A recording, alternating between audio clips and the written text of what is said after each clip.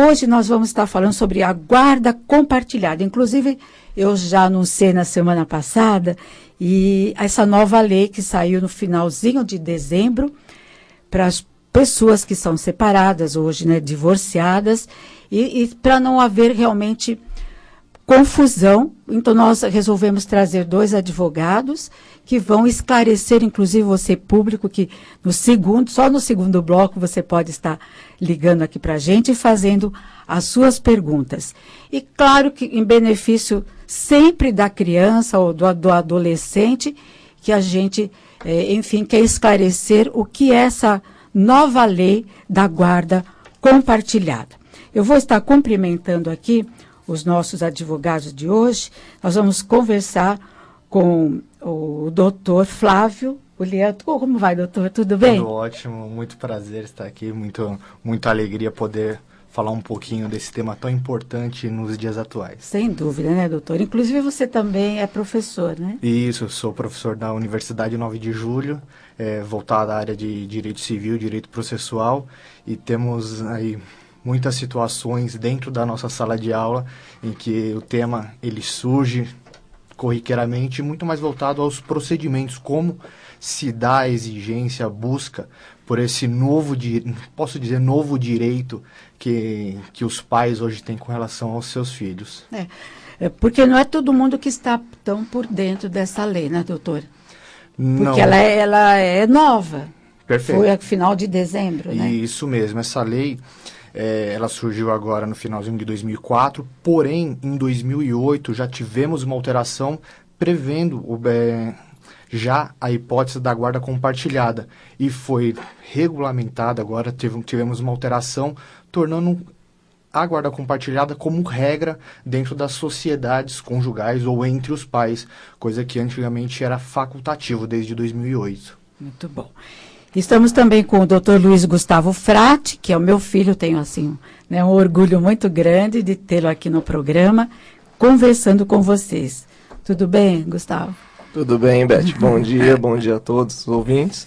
E como o Dr. Flávio bem colocou, a ideia aqui é tentar trazer de uma forma um pouquinho mais clara, entender o que veio essa inovação aí com a guarda compartilhada, que já existia, mas hoje tornou-se regra, e sempre no intuito da proteção do menor. Então, trazer com que os pais, embora separados ou que nunca conviveram juntos, possam ter uma convivência muito melhor e cotidiana com os filhos, né? Que a ideia é realmente não afastar e ter essa intimidade.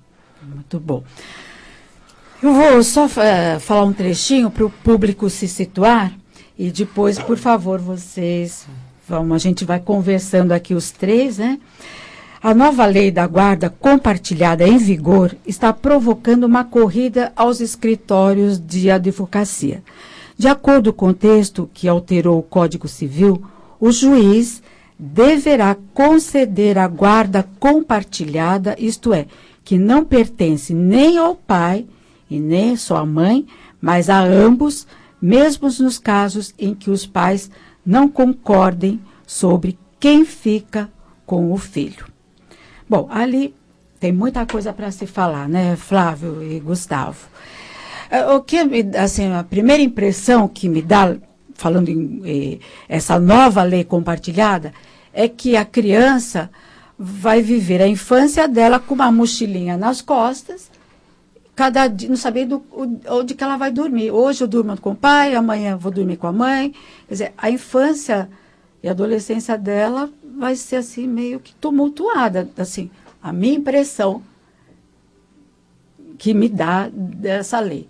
É assim ou as coisas estão muito mais bem assentadas na lei, na conversa com ambos, o pai e a mãe?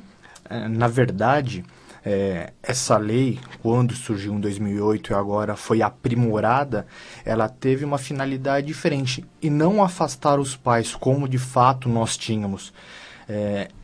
Essa possibilidade de ter a guarda compartilhada, ela traz reflexos, certamente, do caráter jurídico, porque dá obrigatoriedade aos pais de manter em conjunto aí todos os aspectos com relação ao filho.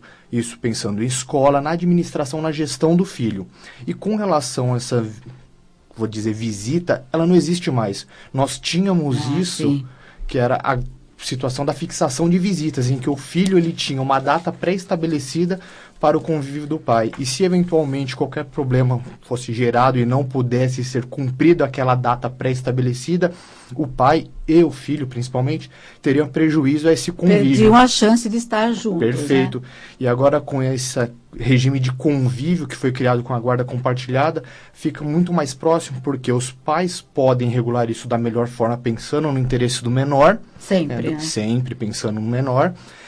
Que foi até o objetivo da lei, né, pensar no interesse do menor, enquanto que eles não vão criar, não terão dificuldades na gestão de convívio com os filhos, porque podem estabelecer, claro, é necessário sempre ter regras bem pautadas, até para não prejudicar, mas esse estabelecimento pode ser adequado conforme os interesses dos pais, até para a sua convivência diária entre si, na manutenção entre os pais, até para melhorar convívio, o tratamento com a criança. E, é claro, quem vai sair ganhando certamente vai ser o filho. Né? Então, porque, assim, a grosso modo, né, parece que a carga, né, maior sempre ficava para a mulher, né, Gustavo? Para a mãe. E o pai era a visita. Claro que há algumas exceções também, estou aqui generalizando. Então, o pai, como você bem disse, pegava o filho no final de semana, a cada 15 dias, e a mãe ficava com todo encargo de escola, educação, doença. O dia que a mãe também, né, hoje todas as mulheres trabalham, né, praticamente, e o dia que a criança está doente, a mãe tinha que se ausentar do trabalho. Então, havia uma carga muito grande em cima da mulher. Sem dúvida. E essa lei, como você disse, a alteração, ela trouxe, de fato, um impacto que, a priori, pode dar uma falsa interpretação de que a criança vira uma guarda, como se fosse guarda do mochileiro. Como vai ficar? A criança fica com uma sacolinha nas costas e não sabe qual é a sua casa, ela não sabe nem responder para quem. E, na verdade, a ideia da lei não foi isso. Né? Na verdade, ela trouxe sempre a proximidade dos genitores. Então, é bem verdade que você colocou 99% das guardas eram concedidas à mãe. A mãe, né? Sim. E hoje o tempo se modernizou. Hoje as mulheres trabalham igualmente quanto os homens. Então, antes a gente tinha a figura da mulher como dona de casa, por isso que o direito acabava se aplicando, realmente o poder familiar para cuidar da criança acabava sendo exercido pela mãe, e o pai acabava virando um mero visitante, que quando você tinha regulamentação de visitas, ele ficava quinzenalmente pegando o filho para viajar.